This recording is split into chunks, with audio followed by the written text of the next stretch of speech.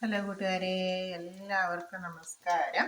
നമ്മളിന്ന് ഒരു വെണ്ടയ്ക്ക തീയിൽ വെക്കുന്ന റെസിപ്പി, അപ്പോൾ വെണ്ടയ്ക്ക ഇട്ട് കൊടുക്കുന്നതൊക്കെ വീഡിയോ എടുത്തിട്ടുണ്ടായിരുന്നു. അപ്പം നമ്മുടെ വെണ്ടയ്ക്ക എണ്ണയിലേക്ക് ഇട്ട് കൊടുത്ത് വെണ്ടയ്ക്ക, ചെറുള്ളി, പച്ചമുളക് എന്നിവ നന്നായിട്ട് അരിഞ്ഞ അത്യാവശ്യം എണ്ണ ഒഴിച്ച് കടുക് താളിച്ച് നമ്മൾ ഇട്ട് കൊടുത്തിട്ടുണ്ട്. അപ്പോൾ വെണ്ടയ്ക്കൊക്കെ നമുക്ക് വഴന്നു വന്നിട്ടുണ്ട്. നമുക്കിതിലേക്ക് ആവശ്യത്തിന് നമ്മൾ തേങ്ങ അരച്ച് ചേർക്കുന്നില്ല, അതിന് പകരം വളരെ എളുപ്പത്തിൽ തയ്യാറാക്കുന്ന പെട്ടെന്ന്. അപ്പോൾ നമ്മൾ ലേശം മല്ലിപ്പൊടി കൊടുക്കുന്നു. ഒരു അര സ്പൂണോളം മല്ലിപ്പൊടി ഇട്ട് കൊടുത്തു. നമ്മൾ വെണ്ടയ്ക്ക് എത്രമാത്രമാണ് എടുത്തിട്ടുള്ളത് അതിനനുസരിച്ച് ആനുപാതികമായിട്ട് എടുത്ത് വെക്കാം. മല്ലിപ്പൊടി കുറച്ച് മതി, പേരിന് മതി. പിന്നെ നമ്മൾ അതിലേക്ക് ചേർക്കുന്നത് മുളക് പൊടിയാണ്. മുളക് പൊടി, പച്ചമുളക് നമ്മൾ കീറി ഇട്ടിട്ടുണ്ട്.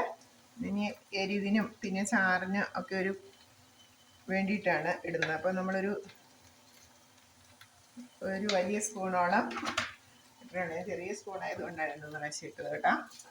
ഇനി ഈ മുളക് പൊടി മല്ലിപ്പൊടിയും കൂടെ, അപ്പം വെണ്ടയ്ക്ക നന്നായിട്ട് വഴന്നു വന്നല്ലോ, അതിൻ്റെ പച്ചപ്പൊന്ന് മാറിക്കിട്ടണം.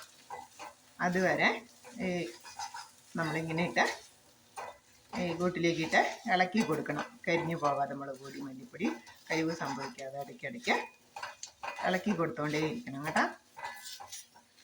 ഇത് നന്നായിട്ട് ഈ മുളക് പൊടിയൊക്കെ ഒന്ന്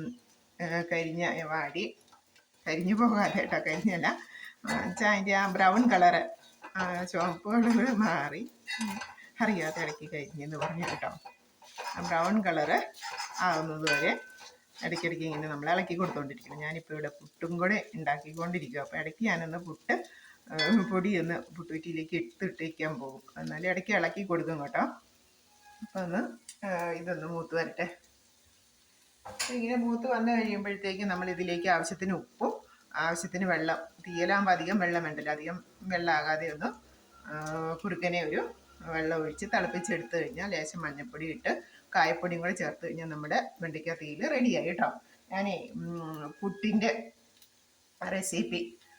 റെസിപ്പി ഇന്ന് ക്യാരറ്റ് പുട്ടാണ്. ഞാനത് കുഴയ്ക്കുന്ന എടുത്തിട്ടുണ്ടായിരുന്നു, പൊടി നനച്ച് വെച്ചിട്ടുണ്ട്. അപ്പോൾ ക്യാരറ്റ് പൊടിയായി അരിഞ്ഞത്, പച്ച തേങ്ങ ഇതും കൂടെ ചേർത്ത് പൊടി നന്നായിട്ട് നനച്ചെടുത്തിട്ടുണ്ട്. അപ്പം ഞാനിത് പുട്ടുവട അടുപ്പത്ത് വെച്ചിട്ടുണ്ട്. ഞാൻ പുട്ടുകുറ്റിയിലേക്ക് ഇടട്ടെ. അതേസമയം ചെയ്തില്ലെങ്കിൽ ചെറിയൊരു ജോലിക്കും കൂടെ പോകുന്നുണ്ട്. അപ്പോൾ സമയം അതിക്രമിച്ച് പോയി. ഇന്നിപ്പം അമാന്തിച്ചിരുന്നത് കൊണ്ട് 2 കാര്യങ്ങളും കൂടെ ഒരേ സമയം ചെയ്യുക. ഓക്കെ, ഞാൻ തേങ്ങ ഇട്ട് കൊടുത്ത് ഇനി പുട്ടുകുറ്റിയിലേക്ക് ഇടുവാണേ.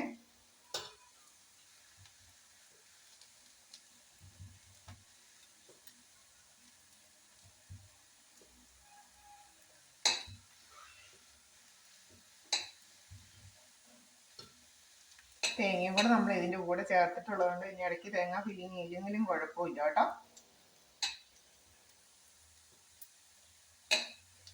പൊടി നനച്ചപ്പോൾ നമ്മൾ തേങ്ങയും കൂടെ ചേർത്ത് ആണ് നനച്ചെടുത്തിട്ടുള്ളത്.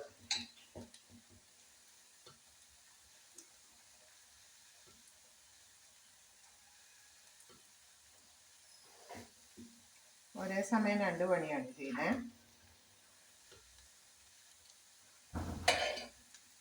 ഇതാ